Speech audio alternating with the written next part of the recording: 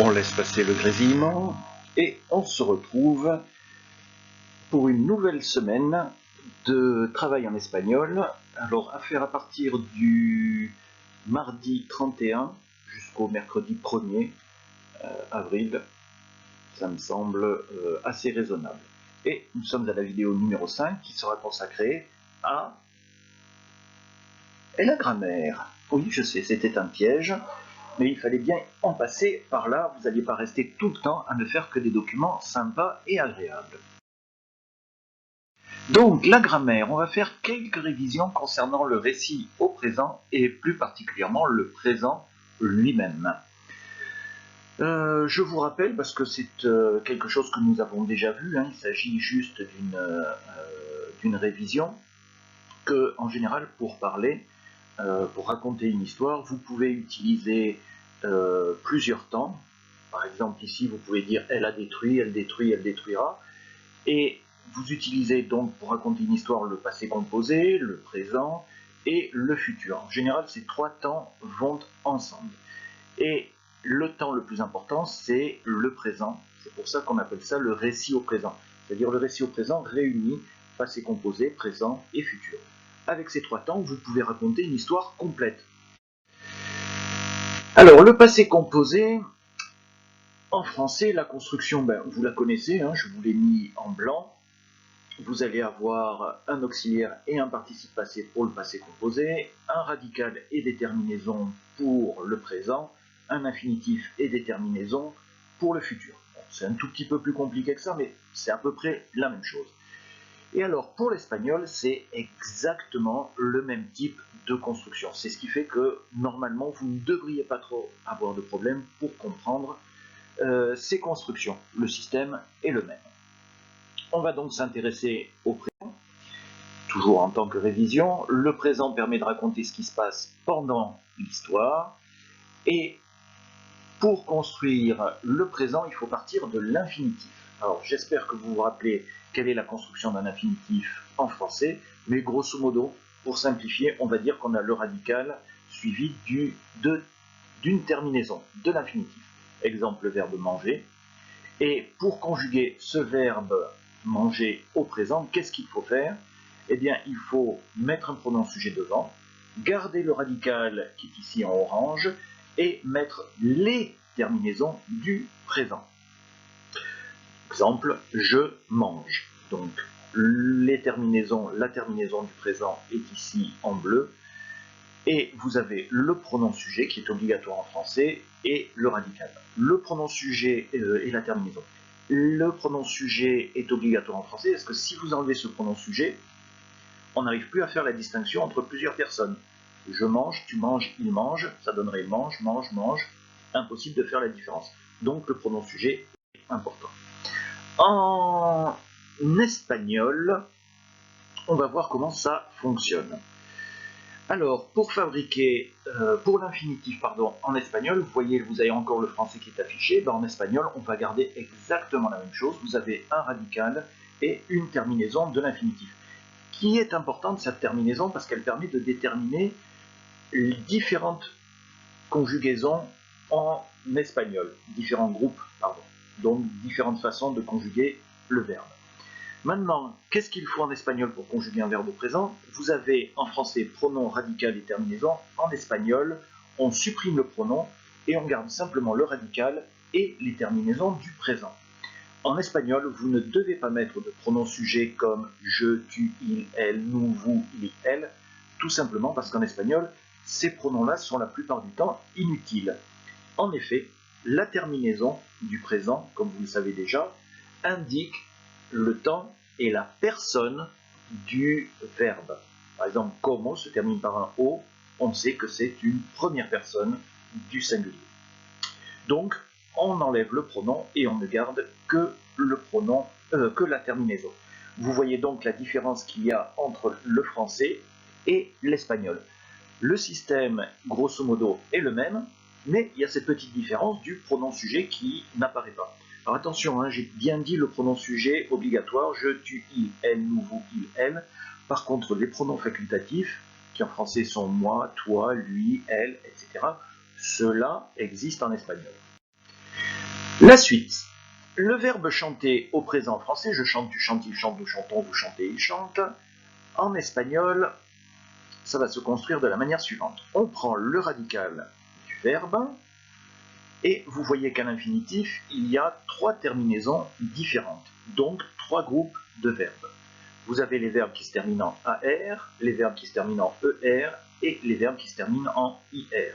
Ce sont des groupes clairs, simples et qui fonctionnent de manière assez efficace. C'est beaucoup plus simple qu'en français. Donc vous avez ici le verbe cantar, chanter, comer, manger, et subir, qui veut dire monter. Attention, c'est un faux ami. Alors, pour conjuguer au présent, si vous vous en rappelez, si vous avez bien écouté ce que je viens de dire, vous mettez à chaque fois le radical du verbe. Et on va rajouter à ce radical une terminaison différente en fonction de la personne. On enlève la terminaison de l'infinitif et canto, je chante. Cantas, tu chantes. Canta, il ou elle chante. Cantamos, nous chantons. Cantais, vous chantez. Cantan, ils chantent. Alors, j'attire quand même votre attention sur quelque chose, c'est que cantais, c'est le pluriel de la deuxième personne du singulier. C'est-à-dire que c'est un tutoiement pluriel. Ça n'est pas l'équivalent du vouvoiement en français. Quand vous utilisez la deuxième personne du pluriel en espagnol, vous tutoyez l'ensemble des personnes qui sont dans ce groupe. Ensuite, le verbe comer. Je viens de supprimer la terminaison en ER et on va mettre les terminaisons du présent. Como, je mange. Ah, vous voyez qu'il y a des ressemblances avec le verbe cantar, mais regardez bien la suite. Comes, tu manges. Come, il ou elle mange. Comemos, nous mangeons. Comeis, vous mangez. Comen, ils mangent. Ensuite, le verbe subir. Subo, subes, sube. Je monte, tu montes, il monte. Subimos, subis, suben. Vous voyez qu'il y a des ressemblances avec les verbes en ER, mais néanmoins, il y a des points communs. Je rappelle, vous pouvez le voir en bas, il n'y a pas de pronom sujet. Ensuite, je vais attirer donc votre attention sur des choses qui vont vous permettre de faciliter la mémorisation de ces conjugaisons. Vous pouvez remarquer que les terminaisons de l'infinitif ont des voyelles qui sont caractéristiques suivies d'un R. Le premier groupe, c'est la voyelle A suivie d'un R. Le deuxième groupe, c'est la voyelle E suivie d'un R. Et le troisième groupe, c'est un I suivi d'un R. Et par conséquent, ces voyelles-là, on va les retrouver très souvent dans la conjugaison elle-même. Alors, il y a des points communs pour les 3 groupes de verbes. Vous avez pu constater que pour la première personne du singulier, dans les 3 groupes, ça se termine systématiquement par la lettre O. Vous voyez un O, ça se traduit par je suivi d'un verbe au présent. Il n'y a pas à réfléchir. Ensuite, vous constatez que pour la deuxième personne du singulier, vous avez systématiquement la voyelle de la terminaison de l'infinitif suivie d'un S. Sauf pour les verbes en IR. Alors là, il se passe un phénomène assez curieux. En fait, la conjugaison des verbes en ER et la conjugaison des verbes en IR est probablement en train de se rapprocher petit à petit. Peut-être qu'un jour, elles finiront par se confondre, c'est difficile. Mais vous avez beaucoup de points communs entre les verbes en ER et les verbes en IR. On le retrouve d'ailleurs à la troisième personne du singulier, puisque aussi bien les verbes en ER que les verbes en IR se terminent par « et ». Attention, hein, c'est la lettre espagnole, ça se prononce « et ». Sinon, si on ne regarde que le verbe cantar et que le verbe comer, on retrouve pour la troisième personne du singulier uniquement la voyelle de l'infinitif, de la terminaison de l'infinitif. Pour la première personne du pluriel, vous pouvez constater que pour les 3 groupes de verbes, il y a systématiquement une terminaison en mos, précédée de la voyelle que l'on retrouve dans la terminaison de l'infinitif, y compris pour les verbes en IR, qui là fonctionnent de manière tout à fait régulière. Ensuite, deuxième personne du pluriel, vous voyez que la terminaison est systématiquement en IS, précédée de la voyelle de terminaison de l'infinitif. Alors il y a une petite particularité pour les verbes en IR, décidément ils les accumulent, c'est que en fait il y avait deux i côte à côte, et dans la prononciation on a fini par les confondre les deux. Ensuite, troisième personne du pluriel, on retrouve le même système, c'est-à-dire un N en terminaison précédé de la voyelle de la terminaison de l'infinitif, sauf pour les verbes en IR qui se calent sur les verbes en ER. Et vous avez donc là, classé par couleur, des points communs dans chaque groupe verbal. Vous voyez qu'il y a des correspondances, il y a une certaine logique. C'est fait pour faciliter la mémorisation de ces conjugaisons. Ensuite, on va continuer un petit peu sur les points communs. J'avais déjà fait ce cours-là, si vous vous en souvenez bien. Vous pouvez remarquer que on peut faire des parallèles entre les personnes du singulier et du pluriel. Première personne du singulier, première personne du pluriel. Dans les deux cas, vous avez la lettre O dans la terminaison. Pour la deuxième personne, vous avez systématiquement la voyelle de la terminaison d'infinitif et un S, systématiquement. Simplement, au pluriel, ce qui pourrait être considéré, et que j'ai souligné comme la marque du pluriel, c'est la lettre I. Sinon, c'est la même chose. Ensuite, pour la troisième personne du singulier, le point commun, c'est la voyelle de la terminaison d'infinitif, bon, bien entendu, sauf pour les verbes en IR, suivi d'un N au pluriel qui devient la marque du pluriel pour les verbes. Donc, voilà un petit peu, si je remets toutes ces couleurs-là ensemble, vous voyez que comment ça peut fonctionner ensemble. Il y a des points communs entre les mêmes personnes par groupe de verbes, et aussi entre le singulier et le pluriel. Encore une fois, il y a une certaine logique derrière, c'est fait pour que ce soit facile à mémoriser et à apprendre.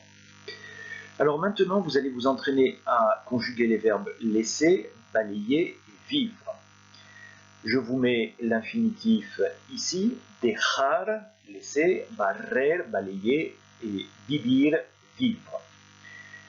On met le radical et ensuite vous allez essayer de le dire juste avant moi. Donc le verbe laisser, je laisse, devra donner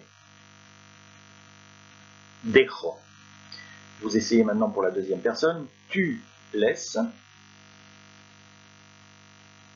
dejas. Vous allez essayer de dire avant moi maintenant la troisième personne du singulier, il ou elle laisse, deja. Première personne du pluriel, dejamos. Deuxième personne du pluriel, dejáis.